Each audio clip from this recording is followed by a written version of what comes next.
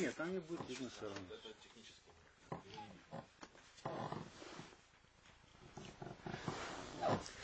Все, начинаем. Ты нажал, да? Здравствуйте, утомленные звуком, дорогие друзья. Сегодня, благодаря дружелюбному к нам мюзик-холлу салону аудиотехники в городе Киеве, мы имеем возможность задать вопросы и встретиться вообще с легендарным конструктором аудиотехники Николаем Суховым.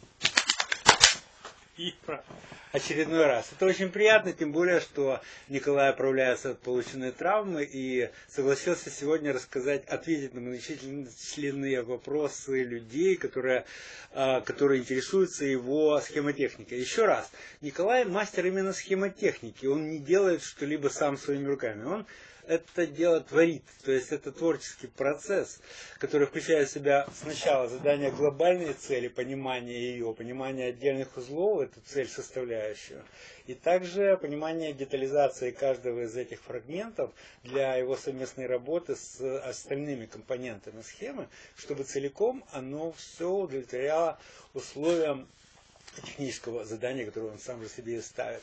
А задание он ставит в аудиотехнике, разумеется, нас с вами это в первую очередь интересует. Самое современное, самое лучшее решение, в частности, сегодня мы обсудим предусилитель-корректор, который повторили уже тысячи аудиолюбителей, комплекты которых продаются, в частности, в украинской фирме Имрад, и усилители, оконечные усилители ВВ, так называемой высокой верности 21 век, который Николай Сухов разработал уже 2 года назад, и до сих пор нет в продаже никакого образца, надеюсь, они когда-нибудь появятся вскоре, но они доступны в качестве шедевра схемотехники, которые обсуждают многие аудиолюбители, которые, многие из них поняли, в чем, собственно, суть этих изделий. И сегодня Николай ответит на какие-то вопросы, детализирует какие-то вещи и обещает учудить какой-то скандал. Он сказал, что он объявит о каких-то опциях предусилителей корректоров, которые мы все, в том числе схемотехники, в том числе вовлеченные в аудио люди, понимаем превратно. Как он говорит, он поставит с головы на ноги наше понимание схему техники корректоров для MM и MC картриджей. Не так ли? Да. Собираюсь сегодня наконец-то рассказать, почему в течение 50 лет люди неправильно воспринимали 2 главные фичи фонокорректоров. То есть, слушай, ты неправильно его воспринял, ты исключаешь это вообще. То есть, смотри, задаю наводящие вопросы сразу всем. Вы наверняка все, почти все, знаете 2 цифры. Я сейчас назову. Первая 47 килоом. И вторая 7950 микросекунд. Конечно. Пусть бросит меня камень, кто не знает.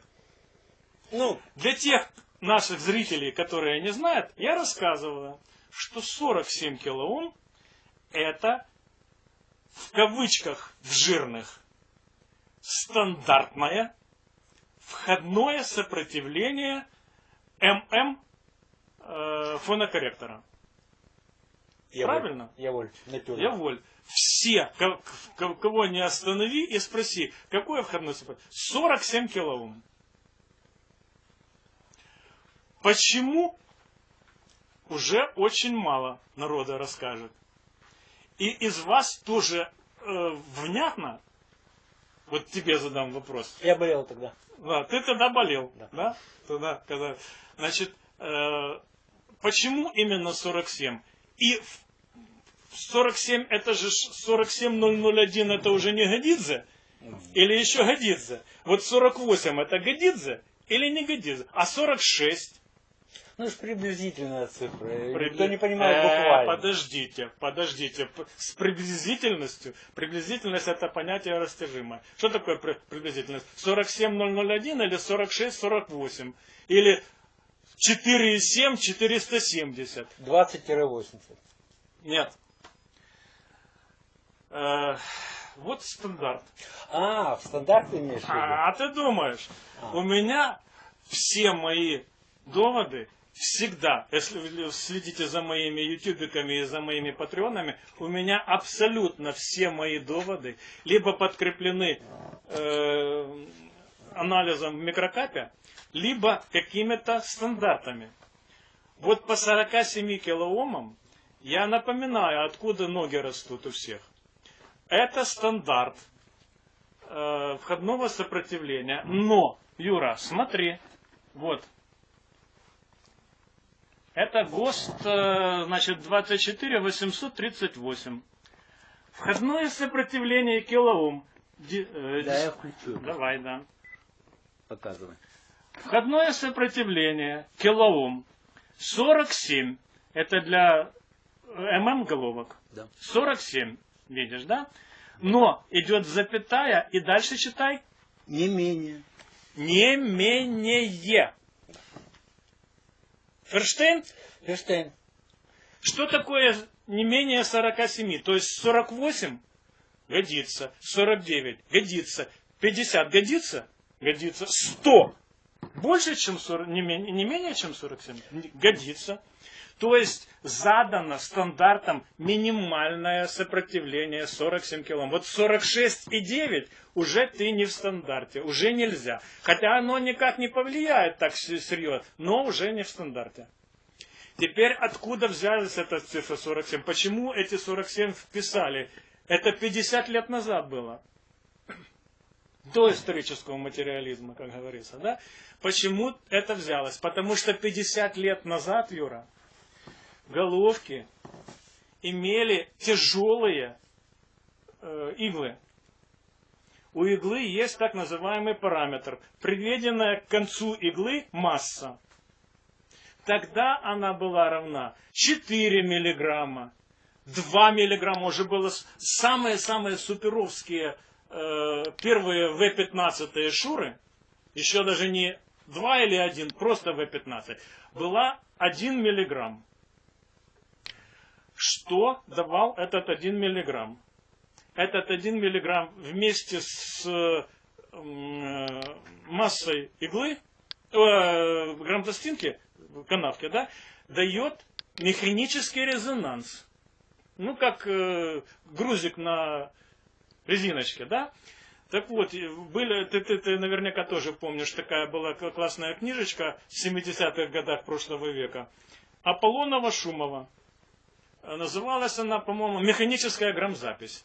Так вот, на странице, если мне правильно измеряет склероз, то ли 54, то ли 55, мы ее сейчас не будем. Ну, поверьте мне, там есть расписана формула, значит, единица разделить на 2π, корень из единицы разделить на mc. m это масса иглы. Так вот, эти две барышни, и Аполлонова и Шумова, они показали, что при массе иглы, приведенной 1 миллиграмм, резонанс механической иглы с канавкой грампластинки имеет частоту 2,4 кГц. 24,4 кГц. 24 кГц. То есть 1 миллиграммовая 50 лет назад, ну это начало 70-х, да, имела резонанс механический на частоте 24 кГц. А резонанс такой децибел на 6, на 10 механический. То есть у тебя вот фонокорректор и весь электрический тракт идеальный, а механический резонанс на 24 задевает. Как его подавить? Надо поставить уменьшенное входное сопротивление, 47 этих килоом, чтобы индуктивность головки последовательно вот с этими 47 килоомами имела такую частоту среза, чтобы она срезала эти 24 кГц. Понимаешь? Если у тебя есть механический резонанс, как его можно скомпенсировать? Электрически взять и сделать фильтр нижних частот. Ну, голова же 1 кГц имеет приблизительно. Что? Ну, 1 так, килоом. Килоом. Так у нее что последовательное Да, и сопротивление. эти 47 килоом. А тут 47. Смотри, у тебя пол Генри, вернее, 500 миллигенри имеет индуктивность и 47 килоом входное сопротивление. Вот у тебя фильтр. 47 килоом оно создает с индуктивностью головки ФНЧ, а тот килоом, который последовательно, он как бы не влияет, потому что он 1 килоом и 47 килоом гораздо больше. Он там не влияет. Этот килоом, который в головке, в обмотке головки, он не влияет на АЧХу. Влияет сама головка полгенри и 47. Так вот этот вот полгенри и 47 килоом как раз в районе 16 килогерц начинается спад. И он, пока дойдет до 24, он тогда его и давил. Вот откуда ноги растут этой дурацкой 47 килоомной. Хорошо, и что же ты хочешь перевернуть? Я тебе хочу сейчас вот что сказать. Что мы живем в каком веке, Юра? В 21-м. В 21-м. Уже четверть века. Это потому, что у тебя усилитель называется ВВ-21. Да, на все. Значит, смотри. С 50-летней давности, с 70-х годов прошлого века, да, изготовители ММ-головок и МС-головок совершенствовались. Сейчас средняя головка ММ и МС имеет массу уже не 1 миллиграмм, приведенная это сам, а 0,2 миллиграмма, 200 микрограмм. Такая средненькая. Хорошие 0,1 миллиграмму, а лучшие 0,05 миллиграмм, 50 микрограмм. Резонансная частота обратно пропорциональна корню из массы.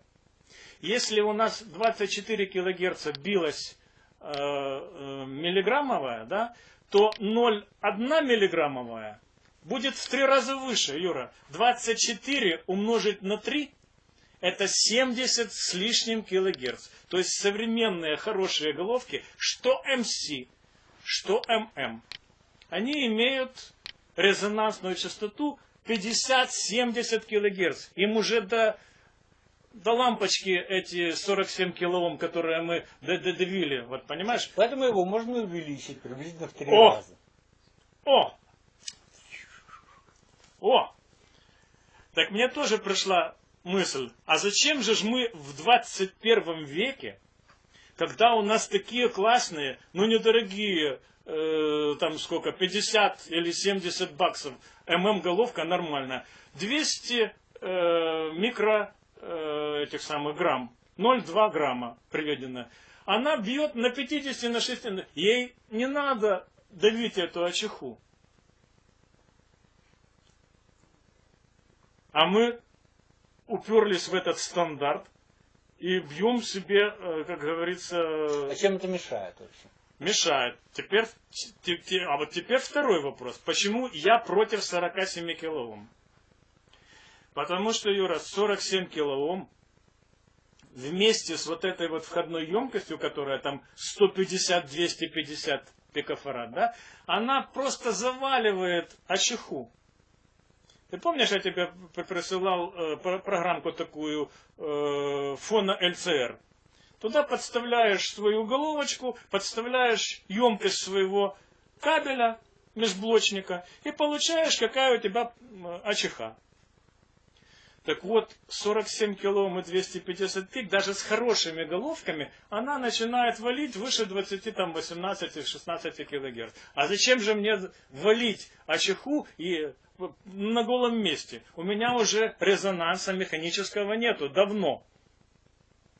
Еще с тех пор, как было прошлый век.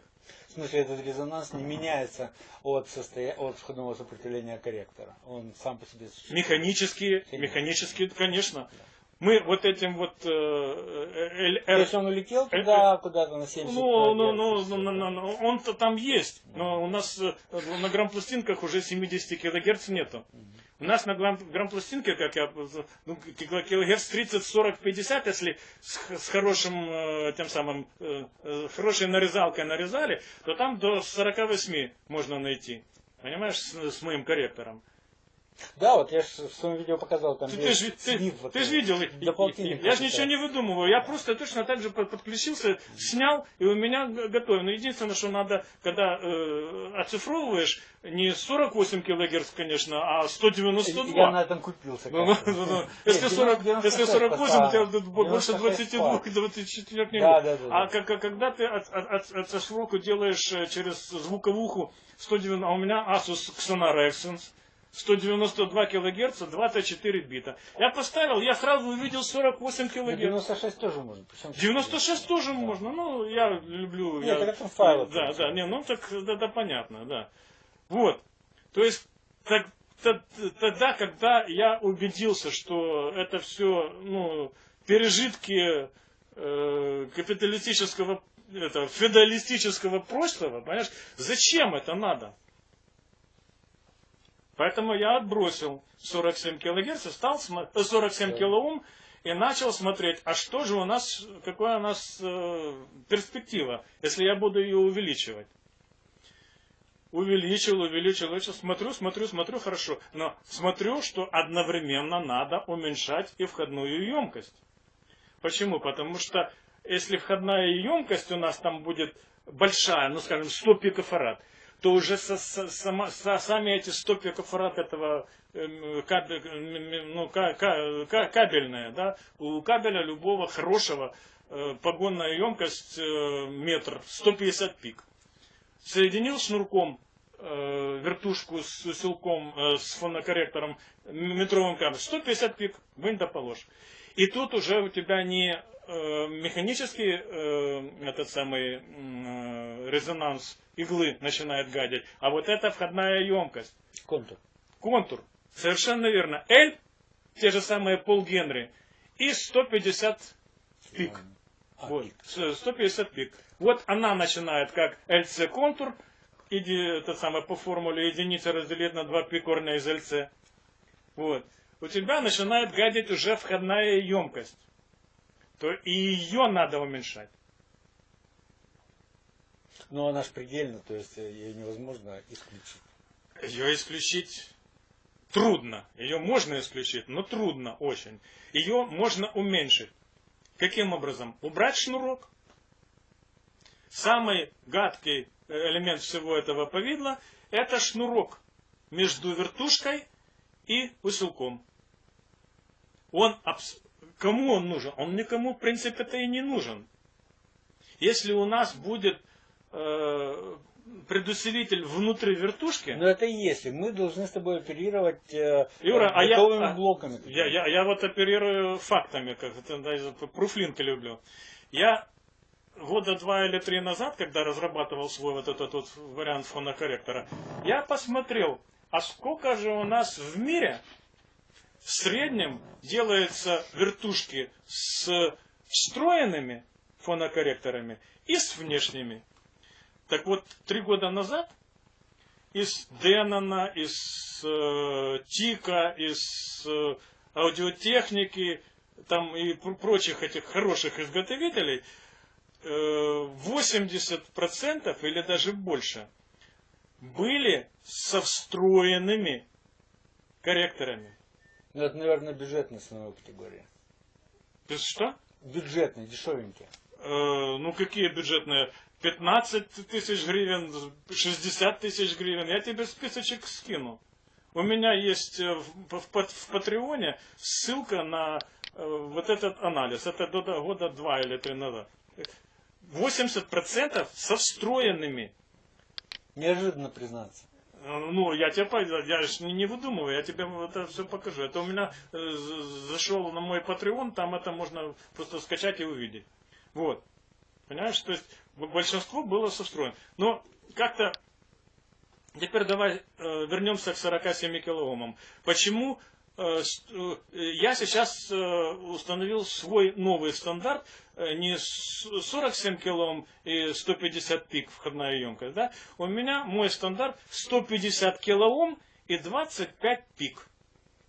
Но это вот в таком вот фонокорректоре, вот, который вставляется вовнутрь, прямо в подвал Тонарма, любой вертушки. 10, то есть этих самых 20 миллиметров на 45 и на 3 миллиметра высота. Все. Вот такая штуковина вставляется в подвальчике. Именно с целью минимизировать входную емкость соединений. Да. Чтобы, Другой цели нет. Другой цели, как говорится, нет, да. Оно влазит, понимаешь? Вот это моя... Оно влазит, но оно требует питания плюс-минус 15-18 Ну, вольт. а кто? В вертушках такого не бывает. Ну, Обычно или однополярная, или какие-то... Без питания, как говорится, никто не То есть будет. это пользователь должен встроить и блок питания дополнительно. Вот, Не обязательно встраивать. Проводочками можно. Это проводочками. Питание проводочками, потому что тут есть емкости, которые фильтруют питание. Там это не вопрос. Вот. Но, значит, как-то я ушел немножко в сторону. Значит, вот такая штуковина, она позволяет реализовать 150 килоом входное сопротивление и 25 пик входную емкость. Все. Причем мне не надо ничего подстраивать. Понимаешь, что такое не надо подстраивать? Это не надо регулировать, не зная что, не имея измерительных грамм-пластинок, вот поставил ты головку, и что дальше делать? Тебе надо поставить по-любому измерительную грамм-пластинку, обмерить это все там, ну как... Не, ну можно по таблице, по формуле, зная индуктивность головки, допустим. Это если ты знаешь индуктивность головки, ты знаешь, ты не знаешь емкости своего кабеля. Это тоже надо знать. Но ты же 25 пикофарад тоже просто декларируешь, предполагая, что это получится. Я просто знаю, что у меня те проводочки, которые идут от головки через тонарм, да. Они просто проводочки, они не в экране. Да. Они просто они дают мне 10-12 пик. Да. 30 сантиметров через тонарм, они дают 10-15, там до 12 пик. Плюс 12-13 пик у меня емкость полевичка, который на входе моего корректора. 12 плюс 13 – 25. Я получаю входную емкость 25 пик. От 24 до 27. Это не столь важно. Но я получаю это гарантированно. Знаешь, с современными комплектующими этими прочими. Вот. Мне не требуются никакие измерения. Мне ничего не требуется. Мне просто его... То есть ты хочешь сказать, что это универсальное решение, которое закрывает вопрос входного каскада? Да. Ну, контура... Для типовых головок, у которых собственная индуктивность, ну, по стандарту вот этому, вот, который мы ставим, там 500 миллигенри и 1 килоом. Так? А я беру 2 раза туда, 2 раза сюда. То есть от 250 миллигенри до 1 генри. Индуктивность головки. Это охватывает 95% головок звукоснимателя. Если надо меньше, там просто пару этих самых резисторов меняешь. Ну, то есть есть головки с индуктивностью, там, скажем, 100 миллигенри, но это редкие. Вот. Для их тоже просто пару резисторов поменял. А что будет, если все-таки такую головку подключить к твоему преду, контур откуда и куда сместится? Если индуктивность меньше, чем 250 миллигенри, то согласно формуле Греца, единица разделить на 2 пикурные из ЛЦ, да? Если у тебя L меньше, чем надо, у тебя резонансная частота улезет вверх. Так это же хорошо. Это не совсем хорошо, вот, потому что когда она выше, чем надо, на верхах, там выше 10, там до 20 кг, легенький завальчик появляется. Там легенький это несколько децибел, но это не перфектно. Я люблю перфектные решения, чтобы там у меня все укладывалось в трубку плюс-минус там максимум 1 децибел. Без каких бы то ни было подстроек. Мне не надо ничего подстраивать. Это тоже очень важно. Я просто повесил этот корректор И все. Я ничего не трою, ничего не юстирую, никакие не требую измерительные грамм-пластинки, которыми непонятно как пользоваться, и не требую никаких осциллографов или частотомеров, чтобы замерить отдачу. Я просто прикрутил этот коллектор и гарантированно для 95% головок получил максимально плоскую АЧХу. Ну, ты видел мои стенограммы, да, с этой самой с ортофоновской бошкой до 48 кГц. У нее в самой бошке написано, что она там 20 там с чем-то, а она у меня реально выдает 48 кГц. Реально, Юра. Я там ничего не подкручивал и не это самое. Я беру хорошую современную грамм-пластинку и вижу, что у меня 48 кГц там есть. Оно, естественно, по спадающей идет, как и положено в любой фонограмме. Вот. Но... Хорошо. Вот. Это, значит, первый момент. Сейчас я вспомню, значит, это у нас первый момент был посвященный, который... 47 километров. 47 килоомному входу, который на самом деле должен быть не 47, а 150. Благодаря прогрессу в конструкции иголок непосредственно с их массой пониженной. А посмотри, а вы посмотрите. Я объясняю почему. Да. Почему? Потому что у нас в 21 извините, веке головки имеют не миллиграмм, эту самую приведенную к концу иглы массу, а сколько 0,2 или 0,1 миллиграмм, понимаешь? Вот.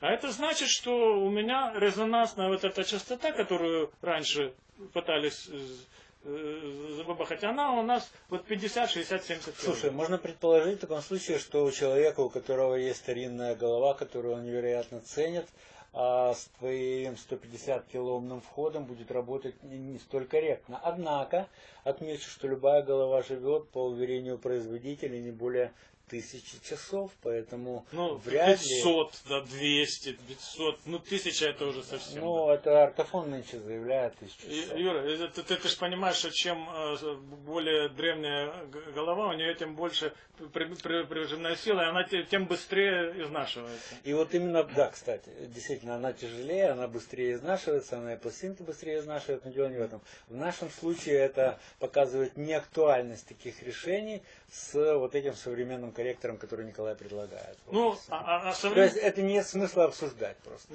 Да. Это, те старые эти самые головки, они уже давно износились у всех.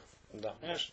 Если новую вставочку они будут работать. Но зачем? 50-баксовая современная головка нормальная имеет вот эти самые не миллиграмм, а 0,2 или 0,1. Вот, все. То есть вопрос закрыт. Да. Это первый момент, который я хотел сказать. Вот. Теперь, значит, второй. Можем паузу сделать. Давай сделаем паузу, да. То я уже как-то устал, и публика тоже как-то. Идея понятна. И правильная. Потому что действительно... Вторая часть нашего мерзлона. Так, можно, наверное, запускать. Юрий уснул телефончик. Стоял на паузе. Да, я понял. Морду мою пиццу. Буквально только что интеграция. Поехала, да? Нет еще. Включил? Так, вторая часть нашего балета. Итак, мы говорили о ММ головках, потому что Да. в МС этой проблемы входного контура как бы Нету, да. Вот. Давайте вторую часть мордонского балета. Значит, с тем, что вместо 47 килоом и 150 Ом на входе, мы перешли однозначно на мои 150 килоом и 25 пикофарад. Причем это по стандарту. Я против стандарта не иду. У меня, извините, 150 килоом, оно больше, чем 47 килоом. И в стандарт тоже вкладывается. Я никаких стандартов не нарушаю. Но сейчас мы переходим к второй части нашего мерзононского балета. О постоянной времени 7950 микросекунд. Это постоянное времени, четвертое, вот в этой вот цепочечке Тау-1, Тау-2, Тау-3 было, а есть еще и Тау-4.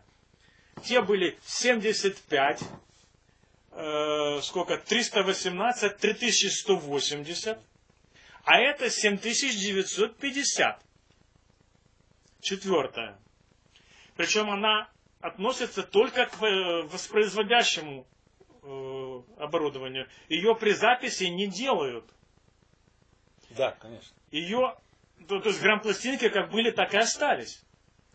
Она, в принципе, эти 7950 мегасекунд, она появилась очень давно. Как раз с моим первым вот этим вот корректором 81 года. Она тогда называлась IEC-98 Amendment 4. Дополнение 4 к стандарту MEC-98. Народу и рокет-фильтром называют, и правильно делают. И правильно делают. Именно рокет-фильтр, да. Нет, Но просто их тогда, в те далекие годы, делали отдельным устройством. да, это понятно, да. Но потом, вот, в 1976 году, она упала как стандарт. Но все на нее плевали, потому что надо было переделывать очень много. Ну, представляешь, тогда грампластинки, тогда компакт-диском там ничего другого не было, кроме грампластинок. Все переделывать. А оказалось, что не надо было переделывать. Она не касалась записи канала. Она касалась только канала воспроизведения. То есть в фонокорректоре. Потом было какое-то время, что все плевались на нее. Я на нее не плевал. У меня мой корректор 81 года, там как раз она впервые была применена в СССРском формате. Вот. Потому что я прослушал, что это такое, и я понял ее правильность. Потом было лет 15 или 20, где ее пинали все ногами. Потом в 2000 там, каком-то там году ее даже выключили вообще. В 2000, по-моему, 2008 году или что-то такое. Сказали, что все, мы с ней больше наигрались, мы больше не хотим. Но в 2020 году вышел опять новая версия стандарта грамзаписи. IEC 60098 2020. Как ты это все помнишь? 98. Mac 98. А сейчас стало Mac 60098. 2020 года. Вот этот стандарт. А чиха все вот эти вот, все как было, так и осталось. Но появилась обязательная 7950 микросекунд. То есть ниже 20 Герц. Вот я хотел сказать, простыми словами, это рокет-фильтр, то есть некий фильтр, который валит, высоких частот, который валит все ниже 30, там, 20. 20. 7950 да, микросекунд 20 это 20 Герц.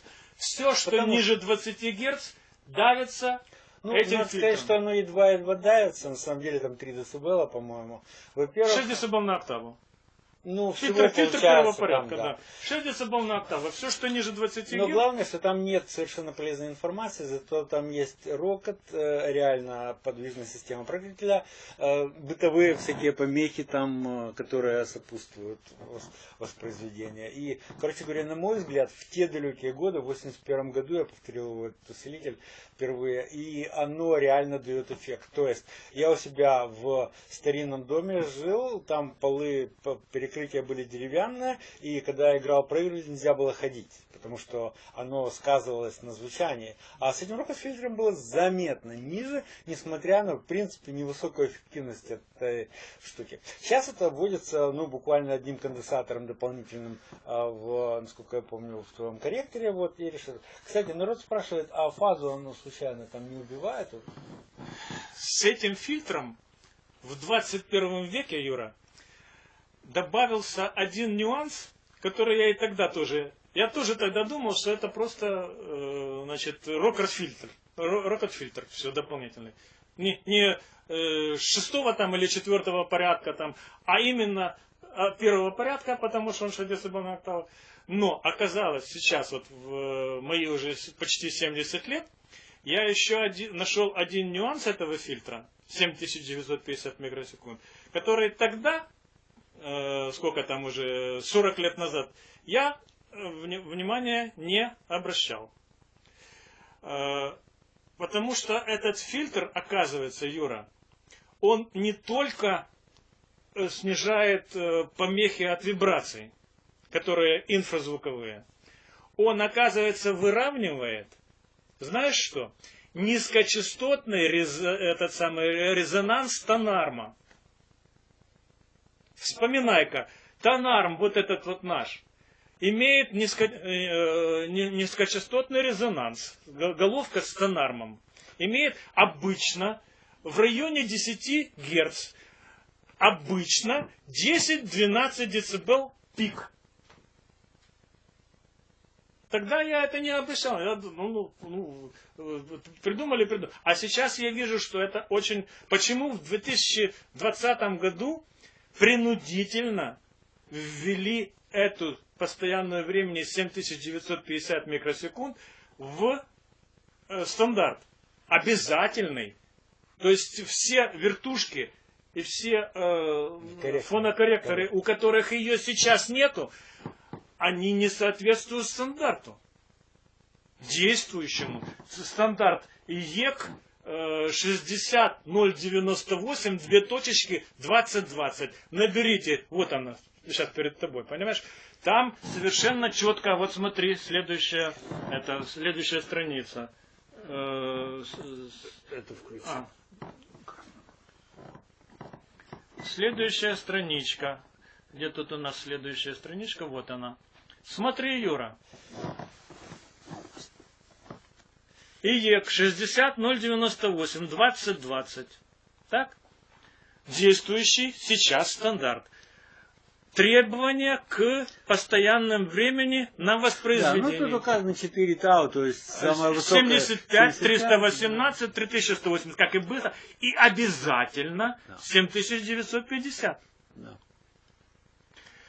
Как современные ребята, которые этим делом занимались, объясняют это дело. Оказывается, Юра, вот этот вот низкочастотный резонанс тонарма, он в большинстве качественных тонармов имеет частоту вот в районе 10-12 Гц и величину порядка 10 дБ. То есть он задирает АЧХу на 10 дБ вверх.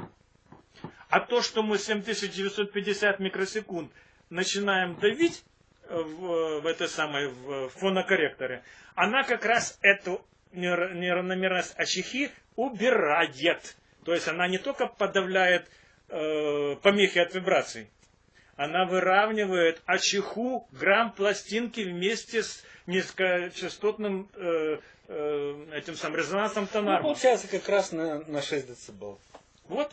Вдвое. Совершенно верно. Ну там не 6, а там 10, потому что... С 20 до 10, ну как 10? Ну, потому что там на 20 уже минус 3 дБ. Ты же помнишь, Ну, я же говорю, там с 28, по-моему, значит, нет, 7950 микросекунд это завал на минус 3 дБ на 20 ну Гц. да. А тут у тебя 20, а тут у тебя 10, еще 6 дБ. 6 плюс 3, 9. То есть вот эти 7950 микросекунд, они выравнивают на самом... Они не давят. Они наоборот выравнивают АЧХу. Ты вот слушал сейчас вот этот мой корректор, в котором 7950 там встроено. Тебе не хватает низких? Хватает, потому что у меня низкие, там все, 7950 у меня заложено. Все вот эти характеристики, и 75 микросекунд, и 318, и 380, и 7950, они заложены у меня здесь. Они были заложены и в 81-м там корректоре, но здесь они, видишь, без электролита, без ничего. У меня высота монтажа 3 мм. Оно влезет куда угодно. Вот второй момент. То есть первый момент, это то, что мы все думали, что 47 килоом у нас на во веки веков надо. А на самом деле ее не надо. Ее надо не 47 ставить, а 150, чтобы получить хорошо. А 7950, мы думали, что их не надо. А на самом-то деле, вот, Юра, действующий стандарт. Это сегодня действующий стандарт. И он не ухудшает АЧХу, а он выравнивает тот подъем излишний, который из-за низкочастотного резонанса тонарма. Ну, он в любом случае оптимизирует тракт по низким частотам в том плане, что общий баланс, конечно, определяется вот теми инфранизкими частотами, которые были есть в этом механическом резонансе тонарма, во-первых. Во-вторых, вот этих всех гупаний и так далее. В дефектах грамм-пластинки полезного сигнала там нет, и этот фильтр таким образом с этим тау упорядочивает этот диапазон и таким образом даже где-то расширяет динамический диапазон, освобождает тракт от нежелательных колебаний. Да, именно так. Видишь, две вещи. То есть, час назад, когда мы начинали разговор, вы все думали, что надо 47 килоом, а 7950 микросекунд не надо. А теперь я всех переубедил, что нам 47 килоом не надо, нам надо 150 килоом входное сопротивление и 25 пик входная емкость. А 7950 нам просто стандарт МЭК. И я объяснил почему. Это не голая цифра и не голое требование. Это требование равномерности АЧХи с учетом коррекции того горба, который создает низкочастотный резонанс тонарма. Ну, это примерно то же, как 50 лет назад, почему сделали 47 килоом. Чтобы вот тот горб дурацкий на ВЧ, который был из-за большой массы иглы, да, сейчас нам это не надо.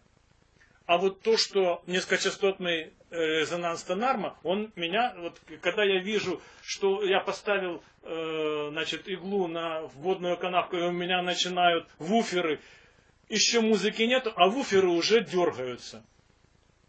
Это очень, как говорится, некрасиво. Вот ты тогда прочувствовал в 81-м году, когда это делал, что оно исчезло. Вот этого дефекта у CD нет совсем, поэтому многие более молодые аудиолюбители вообще не понимают, о какой проблеме идет речь. Но реально, когда ставишь грамм-пластинку или даже включаешь тракт грамм-пластинки, большие динамики, если они хорошенько имеют диапазон вниз, просто на них визуально видно, что диффузор уже ходит, хотя музыки еще нет. Музыка еще не пошла. И на вот это моделируется нормальная музыка, и подвижка вот эта гуляет паразитным образом, и, естественно, корячит, курежит весь звук, скорее всего, так. Вот такое. По этим корректорам ты все, что хотел сказать. Я предлагаю тебе пройти, смотри, 6 пунктов, которые отличают твой корректор. Ну, это две, как говорится, ключевые штучки были, да? Теперь, кроме этого, вместо 47 150 входное, да, и обязательно 7950, есть у меня в схеме еще несколько квинтэссенция схемотехники, да. То, что называется, да. Чтобы было публике понятно, идут многие ломают копию, а какой лучше использовать способ коррекции? Активная или пассивная, раздельная, совместная и так далее. Вот. Значит, здесь тоже я применил квинтэссенцию свою, да, что у меня оптимальная коррекция и лучшее взято и от активной, и от пассивной. Что это значит? Это значит, что я называю модным таким словом,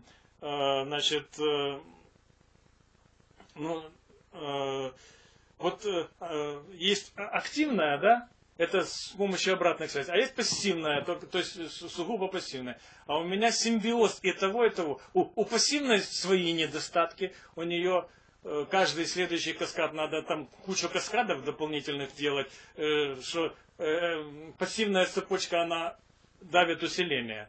А надо после каждой пассивной цепочки свое добавлять дополнительный каскад, чтобы не ухудшить сигнал шум.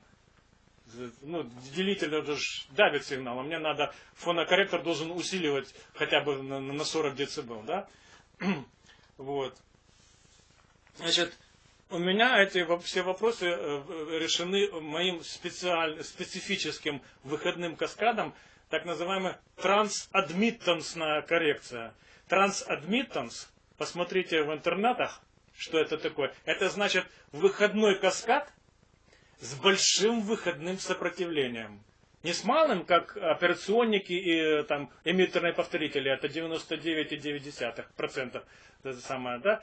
Значит, а с большим выходным сопротивлением, которое нагружено на цепочечку Z, вот эту, которая задает АЧХу РЕАА.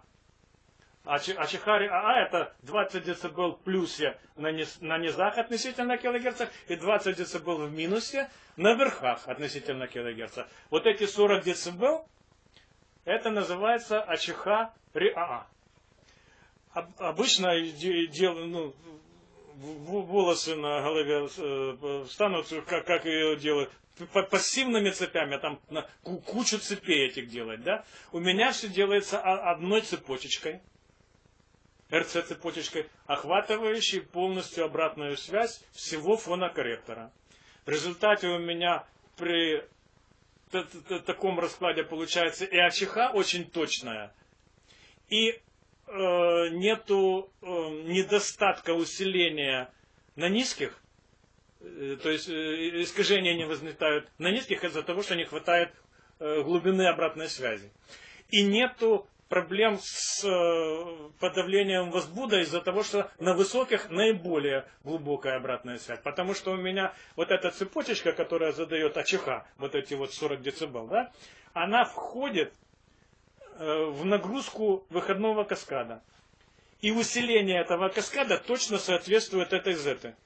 Ну а почему же оно высокое у тебя выходное сопротивление? И почему ты в таком случае не потом... оговаривал выходного сопротивления последующего каскада? Смотри, потому что этот трансадмиттансный каскад мой, он имеет большое выходное сопротивление только без вот этой цепочки обратной связи. Когда ее нету, вот тогда у меня выходной каскад с большим выходным сопротивлением. А когда у меня я подключаю к этому каскаду свою цепочечку обратной связи, у меня выходное сопротивление снижается обратно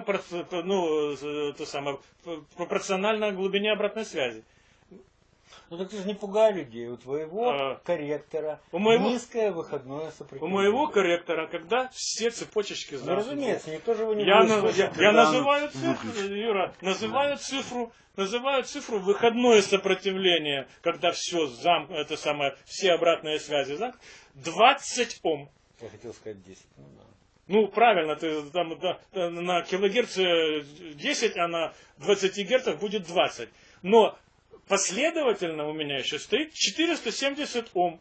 Чтобы, если ты коротнешь, не дай бог, чтобы там, во-первых, ничего не перегрузилось.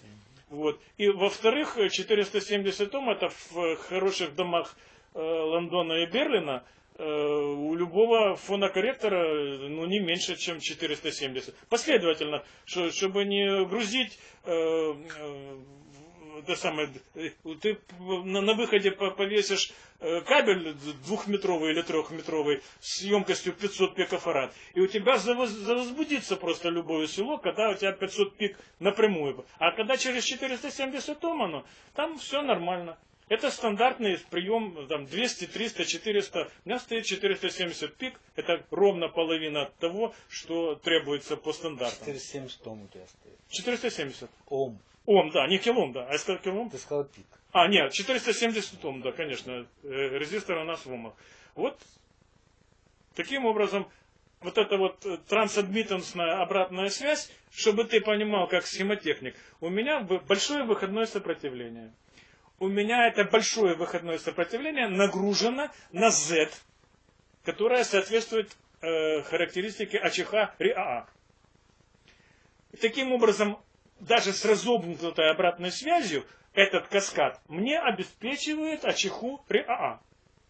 Но это АЧХ РЕАА у меня идет во входной каскад, как обратная связь, и общая АЧХ всего усилителя тоже точно соответствует РИАА. Но у меня плюс моего решения с трансадмиттенсным выходом по отношению к обычным выходам, когда у тебя там операционник или просто эмиттерный повторитель, что у меня глубина обратной связи, если у меня АЧХ самого каскада и глубина обратной связи, это определяется одной и той же цепочечкой, то у меня глубина обратной связи, что постоянно на низках она тоже 40 дБ, и на верхах она тоже 40 дБ. В обычных усилках на низах ее не хватает, потому что усиление это не бесконечное даже в операционниках. А на высоких ее избыток. А у меня нет избытка на высоких, и у меня нет недостатка на низах. У меня от 20 Гц до 20 кГц глубина обратной связи 46, там, 40, ну, от 40 до 50 дБ. Вот сегодня это нам помешало, между прочим, он тут усилитель использовал. Нет, Потому что перебор получился. Перебор был, потому что мы не к тому входу не того усилителя. Стандартному Юра, подключили. а у меня не к стандартному, у меня к качественному усилителю. У меня выход фонокорректора необычно высокий. Вот ты противоречишь стандарту. Стандарт какой на выходной уровень сигнала у корректора?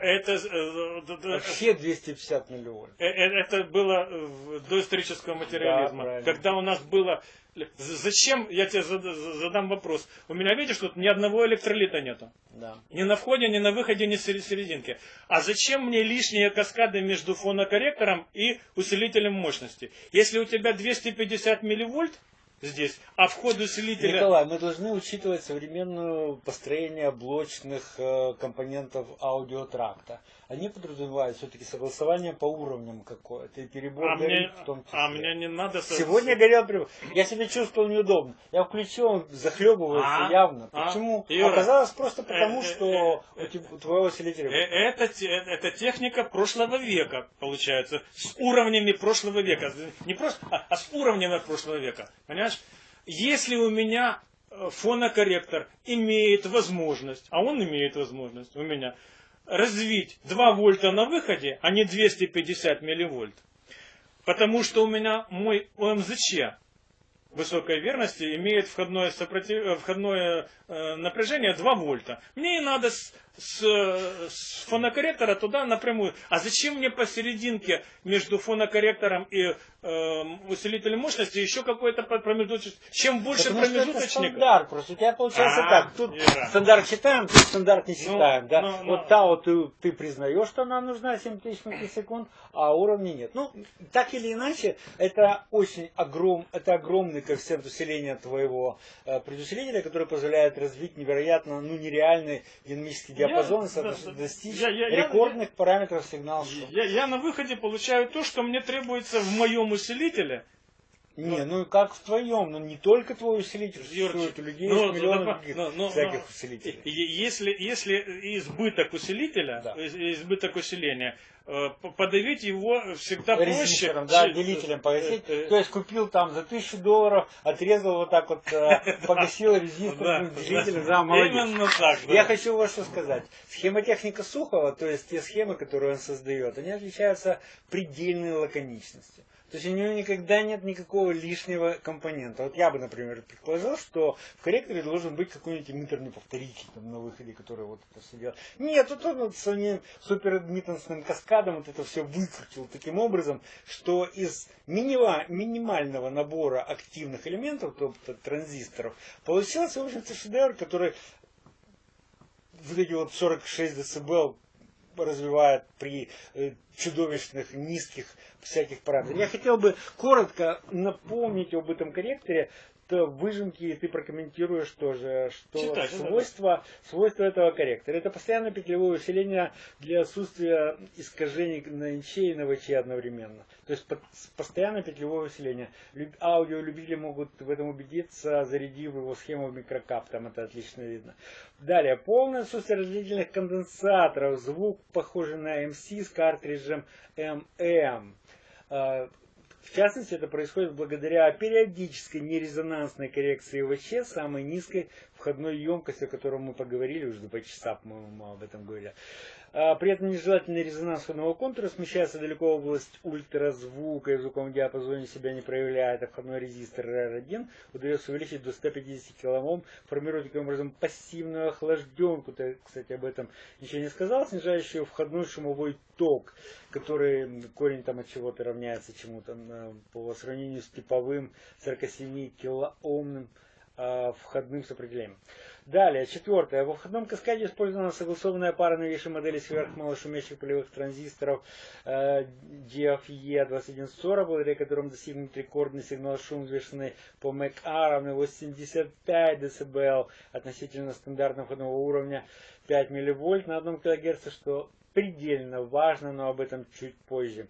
С учетом подключенного эквивалента ММ головки в 0,5 Генри и 1 кОм сопротивлением. Далее 5, предпоследнее, для этого же входного уровня коэффициент гармоник 6 десятитысячных, для максимального входного уровня 65 мВ, то есть это в десятки раз больше по селфу. Самый экстремальный входной уровень из когда-либо наблюдавшийся пар головка-пластинка был один раз за 100 лет и был раньше 64 мВ, то есть намекается на то, что это невероятно высокий уровень допускает этот усилитель усиливать. И клир тоже меньше тысячной, при этом 7 тысячных, 10 тысяч. И последняя ЧХ предельно точно соответствует Enhanced Area A не с 3, как обычно, а с 5 постоянными времени в дополнение к 75, 318, 3180 микросекунд. Реализован также конденсатор Полюса Ноймана и снижающий уровень рока это 7950 микросекунд. Вот это коррекция Tau-4, о которой ты говорил. Единственное, дополню по охлажденке. Да. Я про охлажденку не рассказывал, но надо рассказать, что такое охлажденка. Значит, любой резистор создает так называемые тепловые шумы. Чем больше резистор, тем больше шумовые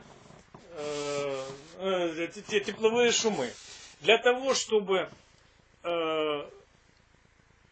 входное сопротивление вот эти вот нашего фонокорректора не сильно зашумляло головку, этот резистор должен быть больше, как можно больше.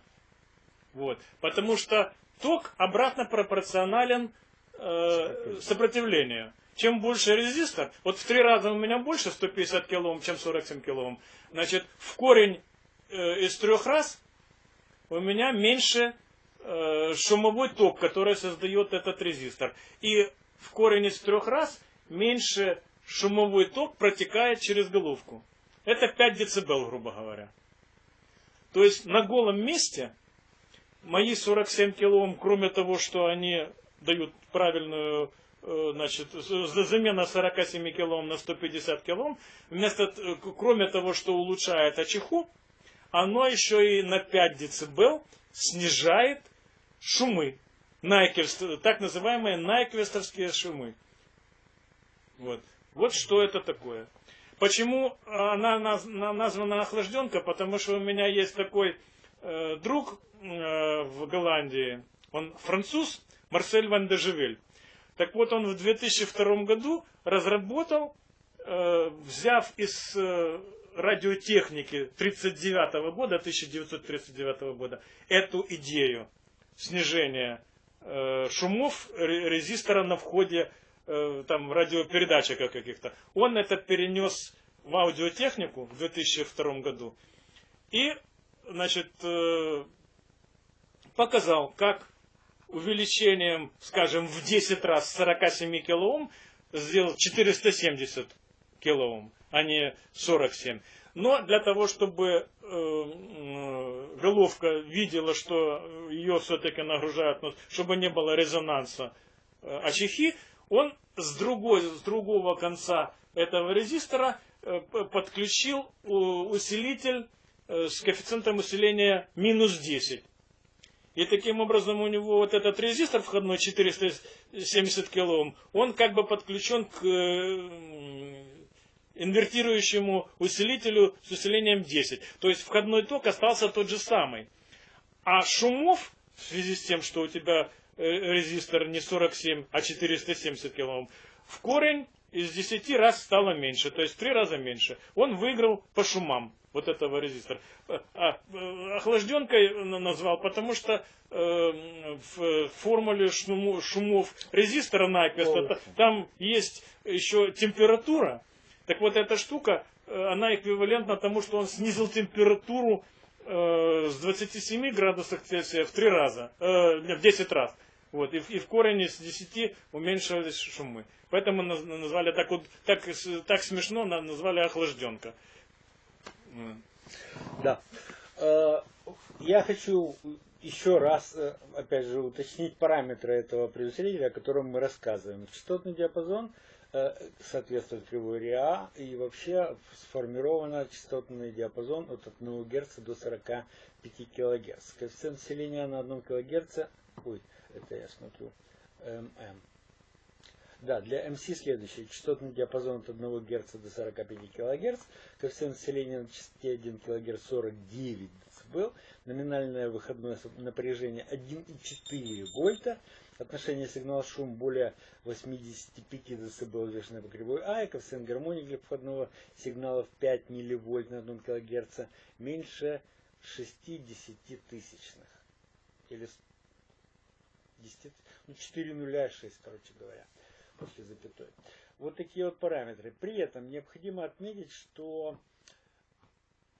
параметры таких устройств, в частности, это весьма критично для предусилителей и корректоров, должны строго соответствовать стандарту для того, чтобы их можно было сравнивать между собой. Вот я сейчас зачитаю критичные опции, которые при этом должны быть соблюдены. Они все учитываются в стандарте, но в целях спекуляции многие производители, практически все, желая подать свой товар лучше, это обходят, и у них параметры получаются просто какими-то запредельными.